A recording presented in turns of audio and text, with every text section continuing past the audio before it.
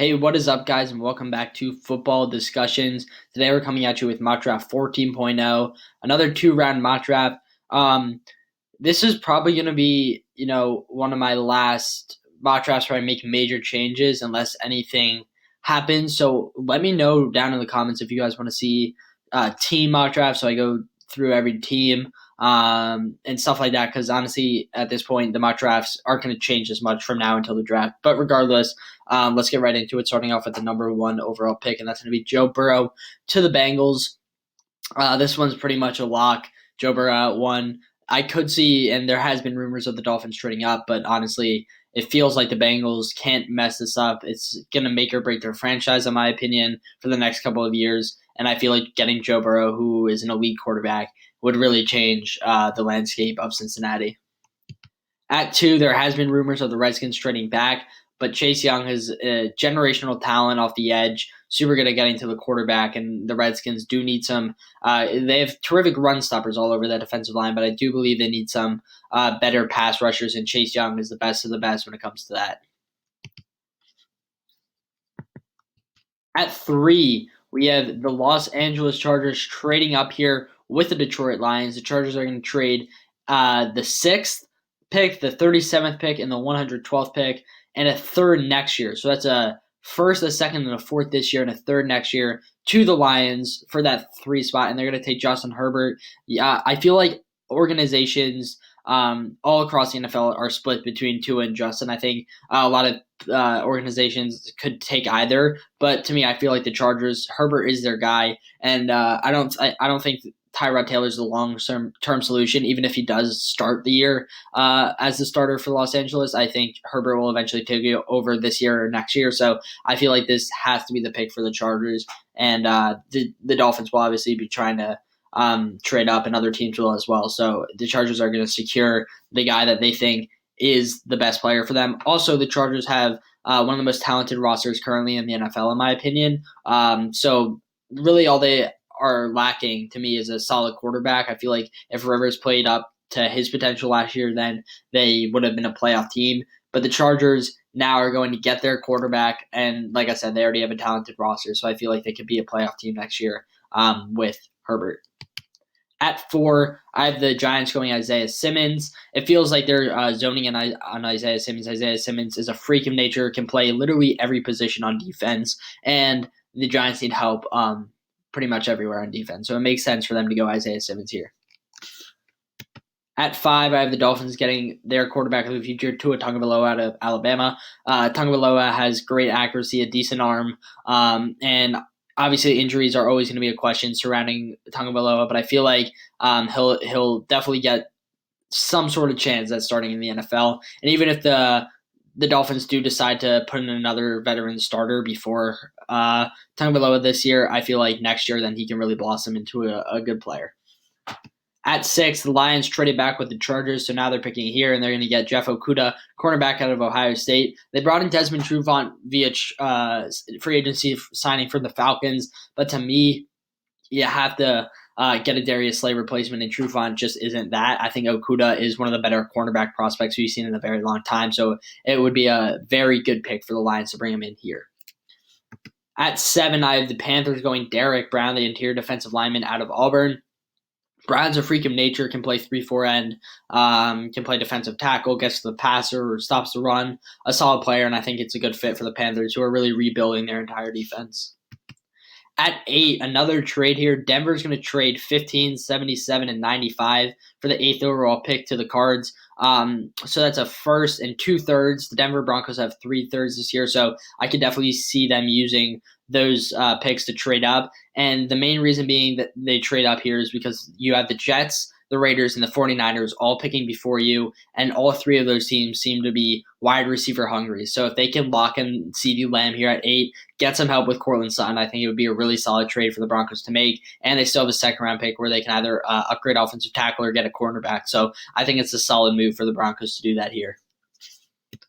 At 9, another trade. Miami, there's all this talk about them trading up for a quarterback in the NFL draft, but I feel like they can get Herbert or Tagovailoa where they are at right now at the 5 spot. So to me, now that they got Tagovailoa there, they can trade up with the Jaguars for less capital and get a premier offensive tackle, which I feel like was really the only position that they didn't address in free agency. I thought they did a fantastic job in free agency, aside from addressing quarterback and offensive tackle. So why not get the quarterback you've wanted since the start of this whole draft process and get the best offensive tackle on the board, and that's Tristan Wirfs from Iowa. I think that would be a very smart move from the Dolphins and the Jaguars, who seem to be rebuilding. I don't think it would hurt them to just gain more draft capital later in this draft and even in next year. As you can see, they're getting a 2 next year in this deal as well. At 10, the Browns are going Mekhi Becton, offensive tackle out of Louisville. The Browns did bring in Jack Conklin in free agency, which was a really good signing for them, but why not shore up the other side of your offensive line and get Mekhi Becton, the beast out of Louisville, 6'7", like 370 pounds, and ran a 5'1", I believe, which is ridiculous. Freak athlete, really good size, and I think he'll be a good fit in Cleveland. At 11, I have the Jets going Jedrick Wills, offensive tackle out of Alabama. I feel like the Jets will pull the trigger on CeeDee here, but if CeeDee isn't here, you have to protect Sam Darnold, and in the end, that's what the Jets are going to be focusing on, and Jedrick Wills is going to be the pick at 11 for them. At 12, sorry, glitched out there for a second, we have the Raiders going Henry Ruggs, the wide receiver out of Alabama. He's a speed burner who can catch. I saw in Saints that was like 25% of his catches were touchdowns at Alabama last season, which is ridiculous. But he's a do-it-all player. Really, just can be that Deebo Samuel type player where he runs those jet sweeps, and also is a terrific pass catcher and has that elite speed. I think it's a perfect fit for Gruden's offense. At 13, we have the 49ers going Jerry Jeudy, the wide receiver out of Alabama. Ever since they made the DeForest Buckner trade, trading him to the Colts for this pick, it feels like they've been zoning in on Jeudy, and I feel like that's going to be the pick here for the 49ers. At 14, another trade here. The Vikings are going to trade up. They obviously traded away Stephon Diggs and got 2 first-rounders. So they're not 2 first-rounders for Stephon Diggs, but now have 2 first-rounders. So they're going to trade up one of their first rounds and 2 third rounds here for the 14th pick from the Bucs, and they're going to nab their guy C.J. Henderson, the cornerback out of Florida. This still enables them to get a wide receiver later in the first round, but cornerback is definitely a need for them. Xavier Rhodes was burnt toast last year. They have some young guys in the cornerback room, but definitely getting C.J. Henderson here would be a very good and very smart pick for the Vikings if they're able to trade up. At 15, I have the Cardinals going Andrew Thomas, the offensive tackle out of Georgia, another beast. More of a run blocker than anything at that tackle spot, but he also is not the worst pass blocker. I think he'll slide perfectly into Kingsbury's scheme. He's athletic enough to, get out and block, so I think it's a solid fit for the Cardinals. At 69, the Falcons going JAVON, the interior defensive lineman out of South Carolina. This is worst case scenario for the Falcons. They obviously want C.J. Henderson, but are they ready to pull the trigger on Christian Fulton? Probably not. There's definitely a deep cornerback class. They can get cornerback later. Right now, they're going to go interior defensive lineman, which is another need for them. And that's going to be JAVON out of South Carolina. At 17, again, like the Falcons, the Cowboys obviously want C.J. Henderson, but again, I don't see that happening. He's just too good of a talent, and he'll definitely go before the Cowboys are picking. Maybe not before the Falcons are picking, but if he falls to the Falcons, there's no way they don't pick him. So the Cowboys are going to have to go best player available, and that to me is Caleb CHAISSON, the edge rusher out of LSU. A freak athlete, can drop back in coverage, can really do it all from that edge spot. Didn't have the most productive edge rushing stats, but like I said, he's an insane athlete, so any good coach can make this guy get double-digit sacks in a heartbeat. At 18, I have the Jaguars here pulling the trigger on Christian Fulton. Now, I feel like Fulton has been sliding down draft boards, and that's due to the national championship game. That's one bad game, and yes, it was versus elite talent with guys like Justin Ross and T. Higgins on that field. But to me, Fulton has had 2 good seasons of starting at LSU, had one of the highest cornerback ratings from Pro Football Focus, and I think he's just a beast overall. Yes, he's falling down boards. I still think he's worth the 18th pick here for the Jags. They're really going to get a guy that can come in and play right away. Is he the Jalen Ramsey replacement? Definitely not. He's not as elite of a talent as that, but he can really grow into a starter in the NFL, and at this point, I feel like that's what the Jags are looking for. At 19, I have the Raiders going Xavier McKinney, the safety out of Alabama. They already got their guy Henry Ruggs earlier. from Alabama. Why not bring in more speed? This time on the defense was MCKINNEY. Xavier is a beast, can play in the box, can play nickel, can play safety, just a do-it-all player, and that's exactly what Mike Mayock loves. That's exactly what John Gruden loves. So I think he'll be a good fit alongside Jonathan Abrams for two very good safeties, because obviously they shipped out Carl Joseph. So I think getting him, who's just a Swiss Army knife at that position, is a solid pick for the Raiders. At 20, I have the Jaguars. This is a typo. Sorry, it's not supposed to say Jeff OKUDAH. It's supposed to say Grant Delpit, the safety out of LSU. Yeah, they already went corner, but why not shore up your secondary even more? You're in a rebuilding phase. Secondary is an important part of the defense. And Grant Delpit's one of the better safeties available, and it's a desperate need for the Jaguars. So I think that bringing in Grant Delpit and bringing in Kristian Fulton, two guys that played on the same defense, is a smart move in the first round here. And you also have that second-round pick that you got in that trade, where you can really just make moves later in the draft to get defensive line positions. You can get linebacker, whatever. I think that the Jaguars here are going to get two really good players in Fulton and Delpit in the first round. At 21, another LSU player off the board, Justin Jefferson, the wide receiver from LSU. Good fit for the Eagles, and I think he's one of the most talented wide receivers in this class. Can play the slot position very well, and that's what the Eagles are looking for at this point. It seems like they're hanging on to Alshon Jeffrey, who's going to be that boundary guy, but bringing in that speed, that 4.4 speed that Jefferson has, is an important position, or an important thing for the Eagles to do. Also, a tremendous route runner, so I think it's a solid pick for the Eagles. At 22, the Buccaneers traded back with the Vikings. Now they're going to pick here, and they're going to get DeAndre Swift, the running back out of Georgia. You bring in Tom Brady. It's simple. You got to put weapons around him. You obviously already have an elite receiving core. Why not get an elite pass catching, pass blocking, and running back out of the backfield? I think that would be the best move here for the Bucs. At 23, the Patriots are going to get their quarterback of the future. Yeah, you can say you love Jarrett Stidham all you want, but to me, Love is that Patrick Mahomes wild card type player that came out of the draft back in 2017. Love is a beast, has that weird throwing angle where you can make those crazy throws like we see Patrick Mahomes do, can scramble around and create plays like we see Patrick Mahomes do. And I'm not saying this kid is Patrick Mahomes, but he is that wild card, that player that teams are willing to take chances on now. And what better coach to do so than Bill Belichick? I think it makes sense for Love to fall to the Patriots right here. At 24, I have the Saints going Kenneth Murray, linebacker out of Oklahoma. You could say wide receiver is a more pressing need, but this is a deep wide receiver class, so they're going to get their biggest defensive need. And to me, that's Kenneth Murray out of Oklahoma, who's a beast linebacker.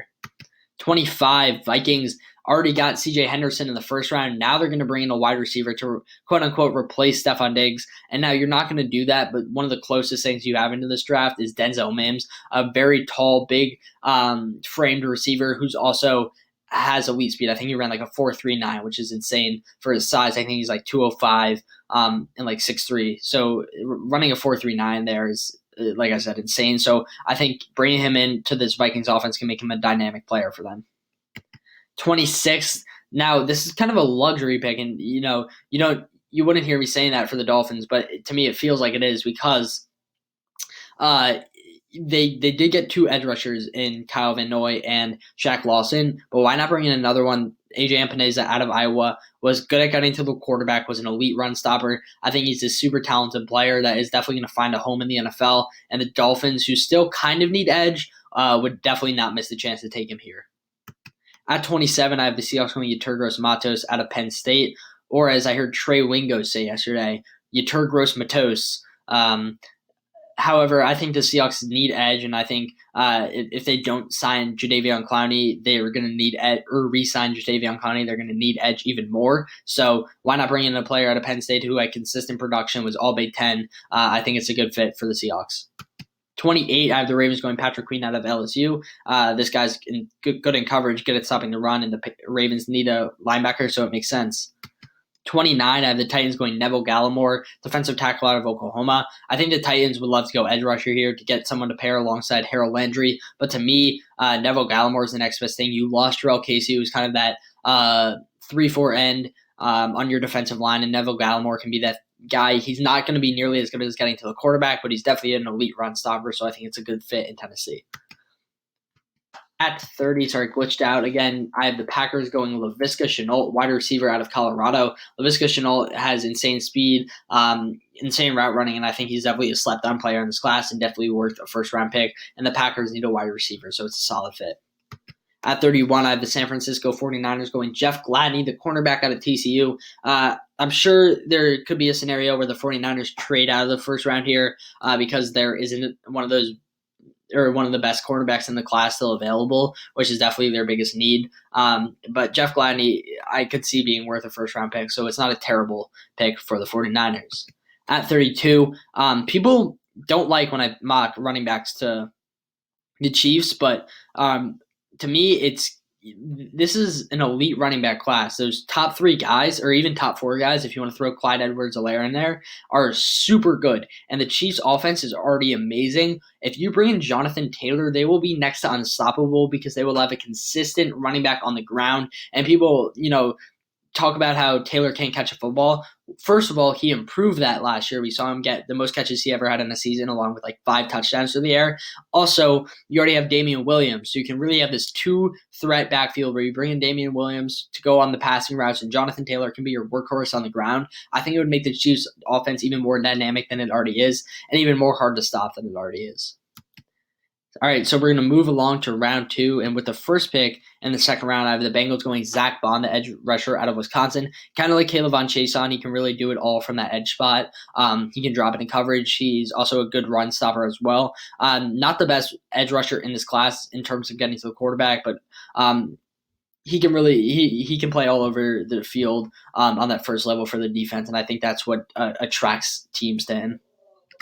At 34, I have the Colts going T. Higgins, the wide receiver out of Clemson. This would be a steal for the Colts. They obviously traded away DeForest Buckner, or got traded away that 13th pick for DeForest Buckner. Now they're going to get a really good wide receiver, a weapon that Phillip Rivers can use, and Phillip Rivers needs as many weapons as possible. So I think getting T. Higgins to pair him alongside T.Y. Hilton would be a good decision for the Colts. At 35, I have the Lions going Ross Blacklock, the interior defensive lineman out of TCU. Blacklock is a really good run stopper, and that's basically all I can say about him. But definitely a solid pick for the Lions here at 35. At 36, the Giants went with Isaiah Simmons, took the risk of maybe not getting the best offensive tackle in the class by getting one of the better players in the class in Isaiah Simmons. Here they luck out, though, because Josh Jones is an NFL-caliber offensive tackle with elite athleticism, and I think it's a solid fallback plan for the Giants if they do decide to go Isaiah Simmons and not go tackle in the first round. Glitched out, of course. Here at 37, I have the Lions going Curtis Weaver, the edge rusher out of Boise State. All I'm going to say about Weaver is production. He has the most sacks out of anyone in this class for his entire college football career. His one season where he didn't play all the games, I think he had 9 sacks. Otherwise, I think he had a season with 11 and then 14. Just consistently good at getting to the quarterback. And that's not something you can say about all the edge rushers in this class. To me, he's a first-round talent. It just seems that scouts don't see him that way. But I think his production speaks for itself, and the Lions would nab a steal here at 37. At 38, I have the Panthers going Noah I. I'm not even going to pronounce that last name. Out of Auburn, Noah I is a great athlete on the field. Good at man, decent in zone. I'd say his IQ for the game has to get a little better, but other than that, it's a good fit for the Panthers, who need help all over that defense, like I said earlier. So if they can bring in Derek Brown and then Noah I think it would be a solid pairing in the first 2 rounds for them. At 39, the Dolphins already got an edge. They already got quarterback, and they already got offensive tackle. Here they're going to get safety, and that's going to be Antoine Winfield, safety out of Minnesota. One of my favorite safeties in this class. He is a great run stopper. He's great in coverage, can play nickel. So really a solid player for the Dolphins. At 40, the Texans' first pick in the second round. Obviously, they traded away one of the best wide receivers in the league and one of the most confusing trades I've ever seen, DeAndre Hopkins to the Cardinals. So now they have the Cardinals' second-round pick here, and they're going to take Terrell Lewis, the edge rusher out of Alabama, to maybe get some production that is lacking now with the absence of Jadeveon Clowney. At 41, I have the Browns going Kyle Duggar, the safety out of Lenore-Ryan. They went with tackle. They shored up their offensive line in the first round. Here they're going to go safety in the second round, and Kyle Duggar is a beast, small school kid that needs the recognition. I love him, and I think he's a solid player. At 42, the Jaguars went secondary in the first round. They're going to go defensive line here in the second round. And Marlon Davidson is a beast out of Auburn. Was Derek Brown's partner in crime over there. Really good run stopper, and I think it will be a solid fit in Jacksonville. At 43, I have the Bears going Cesar Ruiz, interior offensive lineman out of Michigan. That should say Michigan. I really like what he brings to the table. I think he had consistency at Michigan, and consistency is sometimes rare in offensive linemen. So I think it's a steal for the Bears here. I would consider Cesar Ruiz a first-round talent. At 44, Colts already got one weapon. Now they're going to go with another, and that's going to be Cole Kmet, tight end out of Notre Dame. Two really good pass catchers to start off their draft here on day 2 with T. Higgins and Cole Kmet. I think that would be a dream scenario for the Colts, obviously, after losing Eric Ebron. At 45, this is a steal for the Bucs. They went running back in the first round. Now they're going to get a tackle to protect Brady. So obviously everything's going to be based off around Brady in the first round, in Tampa Bay. So in the first round, they go DeAndre Swift to get him a weapon. Here they get him protection with Austin Jackson. At 46, the Broncos went CeeDee Lamb in the first round by trading up. Now they're going to go Trayvon Diggs here in the second round. Diggs was a first-round talent for a while. He just doesn't have the athleticism that a lot of people look for in cornerbacks, but I still think he's a talented corner when it comes to his coverage skills. So I think it's a good fit for the Broncos.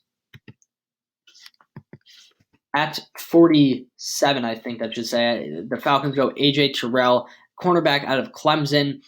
Terrell, another guy like Fulton who just had a bad national championship game, but other than that, he's had a really solid career. Obviously, he made that pick 6 against Alabama in the 2019 national championship. That's probably the play that you know him from, but still a talented corner. And the Falcons obviously didn't get corner in the first round, so it's a priority for them here in the second. At 47, the Jets go Jalen Reagor, the wide receiver out of TCU. They lost Robbie Anderson, who was a speed burner. Why not bring in another speed burner? And that's going to be Jalen Reagor.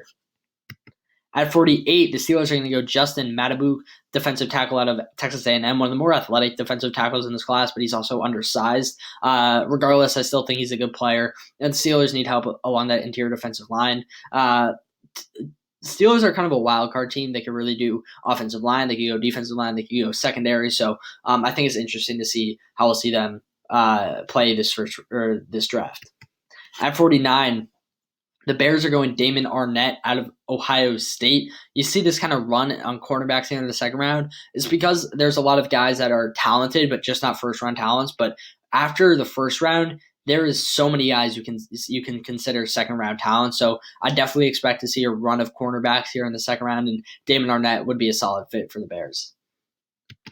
At 51, that's not I think the order got out of whack. Regardless, the Cowboys are going to go Bryce Hall, cornerback out of Virginia. Bryce Hall got injured last year, didn't really play, but to me, his season prior to that was fantastic. I had him as a first-round talent coming into the season, so I still think he's worth a second-round pick here. The Rams, with their first pick in this draft, are going to go J.K. Dobbins, the running back out of Ohio State. Dobbins, this would be a steal for the Rams. They obviously cut Todd Gurley, so they're going to bring in a talented player to replace him. At 53, the Eagles are going to go Troy Dye, linebacker of Oregon. Troy Dye is a guy that's like third round for most people. He's easily second round for me. A super talented player, consistent tackler, good in coverage. I think he really does it all for the Ducks and was the leader on that defense for a very long time. So I think that it's a solid pick for the Eagles, who already addressed wide receiver, and now I feel like their only position that they need to address is linebacker, and their team will be set for the 2020 season. Here, the Bills, with their first pick in this draft, obviously traded for Stefon Diggs, are going to go Josh Uche out of Michigan, a guy a lot like K'Lavon Chaisson, who's just a freak athlete off the edge, needs to develop more, but again, that athleticism is so rare, so I think the Bills will definitely pick him up here in the second round. The Ravens are going to go DPJ. I believe this is the Falcons pick. If I'm not mistaken, they traded Hayden Hurst for the second-round pick. So now they're going to get a wide receiver to go alongside Marquise Brown. DPJ can make more of those circus catches, and I truly believe if he had a somewhat good quarterback and wasn't stuck with John O'Corn and Shake Patterson his first or his years at Michigan, then he would have had so much better production. But I think he's talented. You saw him at the combine; he's a freak athlete, can return punts. So I think he's a perfect counterpart to Marquise Brown. At 56, Jaguars are going to go KJ Hamler, address the offensive side of the ball for the first time in this draft. Hamler's a speed burner out of Penn State, and I think he can really be a Swiss Army knife on their offense. Here, the Texans with their second pick. Obviously, this isn't going to replace DeAndre Hopkins, but Michael Pittman, to me, is one of the most underrated players in this class. Definitely worth a second-round pick, and if you haven't heard the name, definitely research him. Here, this was actually a first-round mock pick for a while at the start of the college football season, so I find it funny that he falls all the way to the Vikings here in the second round. But the Vikings still need to address that Everson Griffin hole that's left on their defensive line, and I think Raekwon Davis can really get to a quarterback and also run stop very effectively. So I think it's a solid pick for the Vikings. Here, the Seahawks are going to go Lloyd Cushenberry, the interior offensive lineman out of LSU. They need to address offensive line, especially on that interior, and Cushenberry is a beast. At 60, the Ravens, with their second pick, are going to get Mark Ingram's replacement. They're already grooming his backup, and it's going to be Clyde Edwards-Helaire out of LSU. Edwards-Helaire and Ingram would probably be one of the most fun backfields, personality-wise and play-wise, to watch next year. I would love to see this pairing, and I think it would make Lamar Jackson's life so much easier to have two dynamic backs out of the backfield. Glitched out. Up next for the Titans, we have Julian Okwara, the edge rusher out of Notre Dame. Another beast that I think had some first-round buzz, but really fell here. I think he's athletic enough to definitely make it in the NFL. He just his technique needs to be groomed a little more, but definitely look for his name at the end of the first round or second round. At 62, the Packers are going to go tight end Hunter Bryant out of Washington. They got wide receiver in the first round. They're going tight end in the second round. Hunter Bryant's another guy that can really line up at wide receiver too, which is something that I'm guessing Aaron Rodgers would love in his tight end, something that's been missing in Green Bay, so I think it would be a solid fit. With the Chiefs' final pick in this draft, or in this mock draft, obviously not in the real draft, they're going to go Cameron Dantzler, the cornerback out of Mississippi State. I think Dantzler's a talented player, definitely underrated and underdog in this class, and another guy that I would look to, if you don't know who he is, watch his tape because he's kind of a beast. To wrap up this first round, Seahawks are going to go Chase Claypool. People wanted him to play tight end, and then he all of a sudden was running 4.4s. So I think he's definitely a name to watch out for. Freak athlete, insane jumping ability, and insane hands. So I definitely think you might see his name called on early day two, and if not, then early in the third round. So I think he's definitely a player to watch out for. All right, guys, that's going to do it for today's mock draft. I hope you enjoyed it, and let me know in the comments if you want to see just strictly like one team mock drafts. I'm definitely interested in getting those going. Take it easy, guys. Peace.